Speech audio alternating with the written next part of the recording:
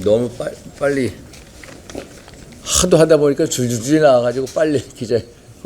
그래서 오늘 기자회견은 이제 내일 대통령 탄핵 심판 선고 기일이다. 그래서 물론 대통령이 탄핵 소추 된 지 111일 만이고 또 최후 변론 한 지 38일 만이다. 그래서 내일 탄핵 심판 선고 기일이 지정이 됐는데 노무현 대통령 같은 경우에는 최종 변론 이후에 14일 만에, 박근혜 대통령은 최종 변론 11일 만에 탄핵 심판 선고가 있었습니다. 우리 대통령 경우에는 좀 늦어진 면이 있다, 이런 말씀을 드리고요. 대한민국 헌정사의 중대한 변곡점이 될 것이다 라는 말씀. 그런데 특히 민주당 어제 본회의장에서 최상목 대통령 권한대행이 아니라 이제 최상목 경제부총리에 대해서 탄핵 소추안에 대한 보고가 있었고, 또 마흔여 후보자 임명 촉구 결의안 또 통과를 시켰고, 그 전에 헌법재판소법을 일방적으로 민당 뜻대로 하는 법률안을, 개정 법률안이죠, 국회 법사위에서 또 아직 법안심사소위에서 통과시켰고, 또 이런 식으로 민당의 입법 독재를 하고 있는 게 결국은 김어준 씨도 가세해서 줄줄이 탄핵해라, 헌법재판소 재판관들도 탄핵하라. 이게 결국은 제가 이 김어준 씨가 민당의 상황 호메인이 곁에 있는 형국이고, 참 뉴스 공장에 저도 여러 차례 나가봤습니다만 뉴스 공장 공장장이 아니라 내란 공장의 공장장이 돼버려서 내란 예비 음모를 꼭 사주하는 이런 형국이고, 민당 의원들이 줄줄이 따라가고 있는 형국이 개탄스럽다, 이런 말씀을 드립니다. 좀 전에 말씀드린 대로 기각각하 저는 100% 확신합니다.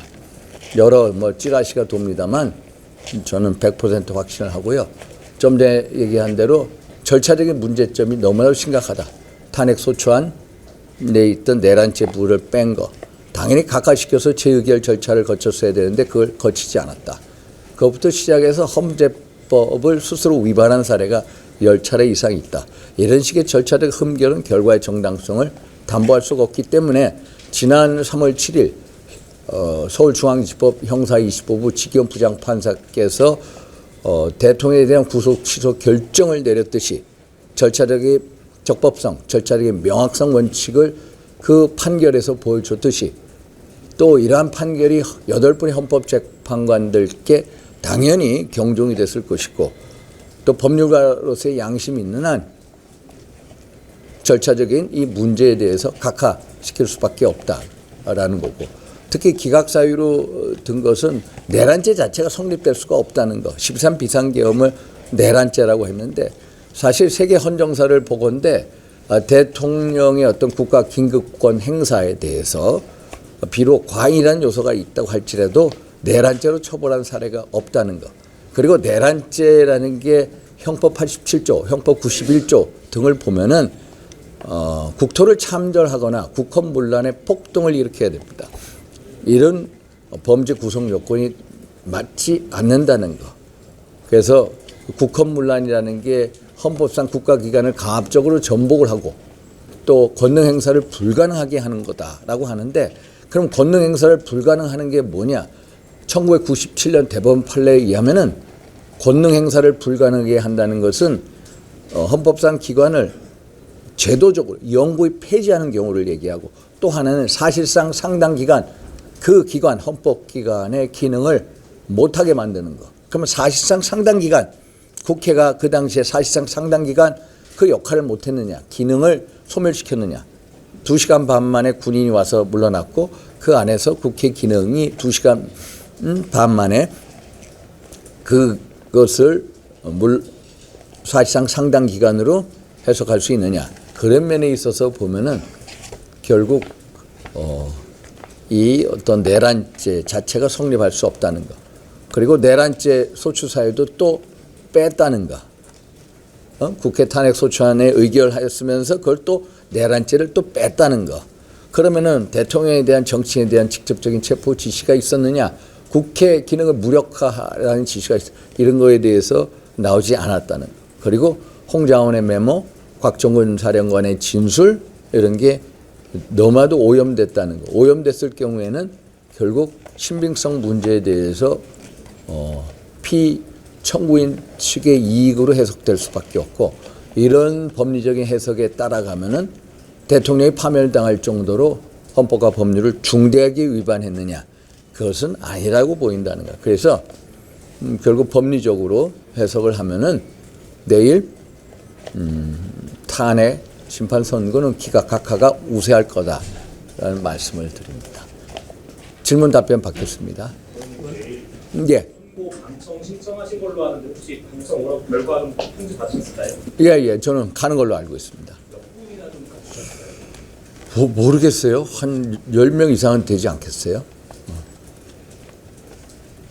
혹시 내일 대통령 오시는지 여부 아실까요? 지금까지 정해진 거는 없습니다. 지금까지. 만약에 안 오신다고 하면 반대로 가서 이제 대통령 만나실 계획이 있으세요? 그거는 뭐 그때 가서 말씀드리겠습니다. 예. 또 지금 당 지도부가 이재명 대표가 탄핵 심판 결과에 승복하겠다는 말을 안 해서 좀 비판 중인데, 의원님은 헌재가 어떤 결과를 승복? 그게 일단 민당은 불복 빌드업을 쌓고 있다. 정말로 불복 빌드업하고 있고, 우리 지도부는 헌재 결정에 승복하겠다고 이미 말씀을 드렸습니다. 결국 단심제이기 때문에 승복 안 할 도리는 없죠. 그래서 우리 지도부에서는 승복하겠다라는 입장 표명을 이미 했습니다.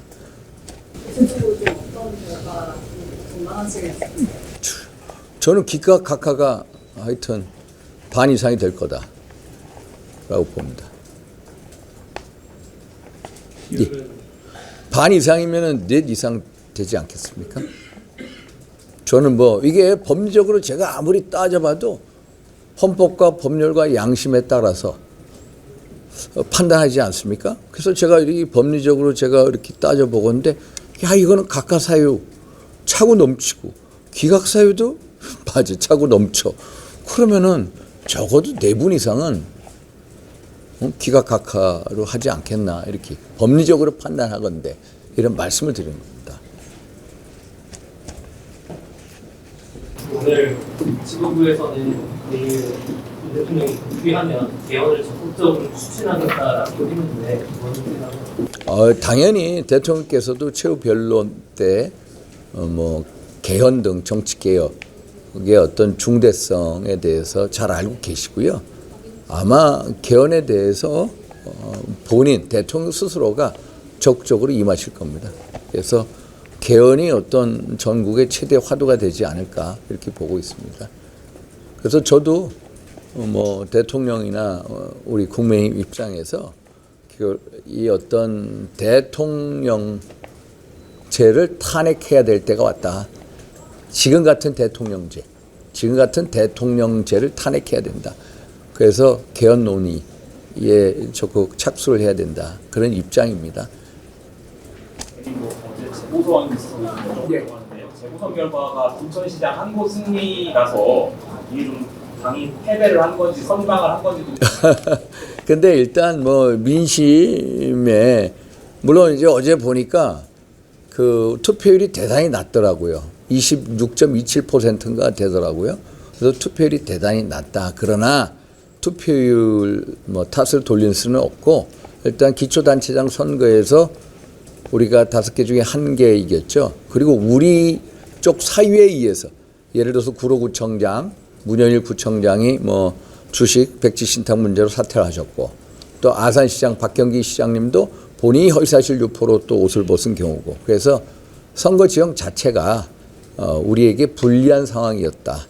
그렇지만 거기에 나타난 민심에 대해서 겸허히 수용해야 한다. 그러나 제가 보니까 광역의원, 기초의원 그 선거를 들여다보면은 광역의원이 7군데, 기초의원이 8군데 선거가 있었는데, 그거는 그대로 별 변동이 전혀 없다는 거, 밑바닥에서 전혀 변동의 흐름이 없다는 거. 그래서 이런 어떤 뭐 선거의 어떤 민심에 대해서 항상 우리는 겸허하게 받아들이고, 이것이 뭐 탄핵 심판에 연결되는 그거는 결코 아니다. 이것은 이 선거 그 자체의 특성으로 그 지형에서 치러진 선거이기 때문에 탄핵 심판에 영향은 전혀 없다, 이런 말씀을 드립니다. 됐습니까? 선거에서 패배한 거 가지고 좀 당에서는 좀 크게 의미를 두고 있다 이런 바. 담양 선거는 저기 조국혁신당이 이겼죠. 그러니까 결국은 뭡니까? 이재명 대표의 일극체제 정당의 모습에 대해서 많은 분들, 특히 이제 호남에서도 민심이 녹록지 않다는 것을 보여줬습니다. 결국 포인트는 뭐냐? 이재명 일극체제 정당이 아니라 정말 민심을 떠받드는 민심체제 정당이 돼야 된다. 이재명에 위한 정당이 돼서는 안 된다. 이재명 대표의 방탄, 이재명 대표 대통령 만들기에 올이라는 그런 정당의 모습으로는 국민의 신뢰를 받을 수 없다. 이걸 보여주는 거죠. 그래서 민당이 정말로 과거 김대중 노무현 정부 때 어떤 민당으로 바로 서야 된다. 바로 섰으면 하는 바람입니다. 저 민당이 바로 서야 또 우리 국민의힘도 또 바로 설 수 있는 거거든요. 그래서 민당이 바로 서기를 정말로 고대합니다.